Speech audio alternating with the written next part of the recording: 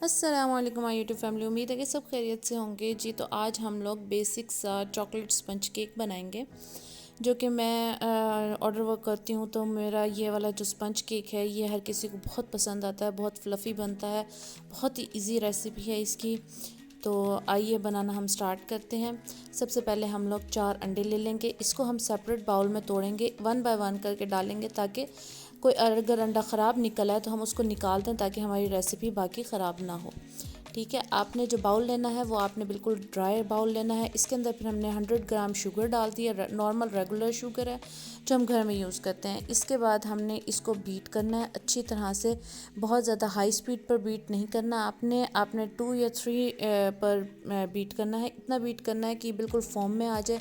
इसके अंदर मैंने फ्यू ड्रॉप्स वनीला एसेंस के डाल दी हैं। आपकी मर्ज़ी, आप चॉकलेट एसेंस डालें या आपकी मर्ज़ी आप इसके अंदर वनीला एसेंस डालें। अच्छा, इसके अंदर मैंने ये 1/4 टीस्पून सॉल्ट भी डाल दिया। सॉल्ट ऑप्शनल है, अगर आपकी मर्ज़ी आप डालें ना या ना डालें, वो ऑप्शनल है।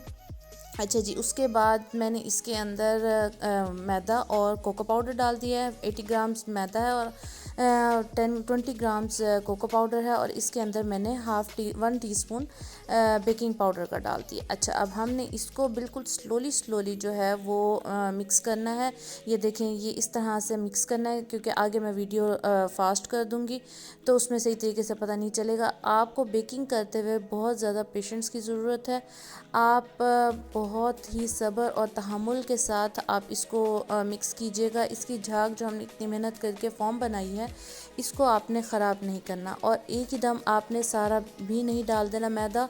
आपने थोड़ा थोड़ा करके, मैंने इसको 3 टाइम्स करके इसको डाला था मैदे को इसके अंदर, और बहुत स्लोली मैंने इसको मिक्स किया था। अच्छी तरह से आपने मिक्स करना है कट एंड फोल्ड के तरीके से। अगर चाहें तो आप हाथ से भी कर सकते हैं, लेकिन मैंने स्पैचुला से किया है। हाथ से भी मैं करती हूँ, हाथ से फोल्ड करना ज़्यादा इजी है। लेकिन अगर आप बिगनर्स हैं तो अभी आप स्पैचुला से करें। ये देखें, ये फोम हमारी रही है और मैंने इसको अच्छे से मिक्स कर लिया है। इसके बाद हम इसको ग्रीस किए हुए पैन में डाल देंगे। मैंने 6 इंच का मोल्ड पैन लिया है, जिसके अंदर मैं ये डाली। इसको मैंने पहले से ग्रीस कर लिया था, और ये 6 इंच के मोल्ड में 1 पाउंड का केक बनता है, लेकिन मुझे इसको थोड़ी सी हाइट देनी थी, तो इसलिए मैं ये 2 पाउंड का बैटर इसके अंदर डाल रही हूँ। इसलिए मैंने साइड पर जो है वो बटर पेपर को थोड़ा सा बड़ा करके लगा दिया, ताकि अगर ये फूले तो ये बाहर ना आए। तो अगर आपने 6 इंच के पैन में हाइटेड केक बनाना हो तो आप इस तरह से बटर पेपर को साइड्स पर लगा सकते हैं, ऊंचा सा करके, तो ये सही बन जाएगा। इससे मैंने 2 कप केक्स भी बनाए थे। अच्छा जी, इसको मैंने प्री हीटेड ओवन में रख दिया है। 25 to 30 मिनट्स में ये केक तैयार हो जाता है। मैंने 180 डिग्री पर इसको रखा है और लोअर रॉड ऑन किया। ये देखें, ये हमारा केक जो है वो रेडी हो गया है। इसको मैंने थोड़ा सा ठंडा कर लिया। ये जब आप इसको दबाएंगे और ये वापस ऊपर आएगा, तो इसका मतलब है ये स्पंज जो है वो बहुत ही ज़्यादा ठीक बना है, यानी कि बहुत अच्छा बना है, बहुत फ्लफ़ी बना है। बिल्कुल ठीक रेसिपी है ये, बिल्कुल ठीक तरीके से बना है, बहुत इजी तरीके से। जो मेरी बहनें घर में बैठकर बिज़नेस करना चाहती हैं, बेकरी का काम करना चाहती हैं, वो इसी स्पंज की रेसिपी को फॉलो करके आप अपना ऑर्डर वर्क स्टार्ट कर सकते हैं। घर बैठे आसान कुकिंग करें, बेकिंग करें। मुझे भी दुआओं में याद रखें। हर किसी को अल्लाह पाक रोज़ी देता है, आपको भी देगा, मुझे भी देगा। आपके तुफ़ैल हमें हमारे रिस्क में भी बरकत अता करे अल्लाह ताला। तो आप ये स्पंज केक बनाएं, अपना ऑर्डर वर्क स्टार्ट करें, अपना छोटा सा घर में बैठे बिज़नेस स्टार्ट करें और मुझे दुआ दें।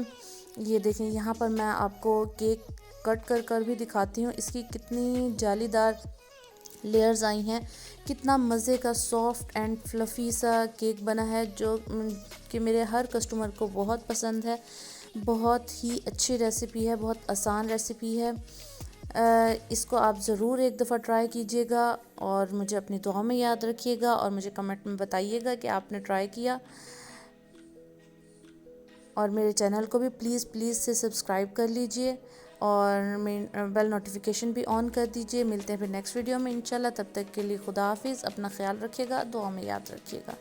अल्लाह निगहबान।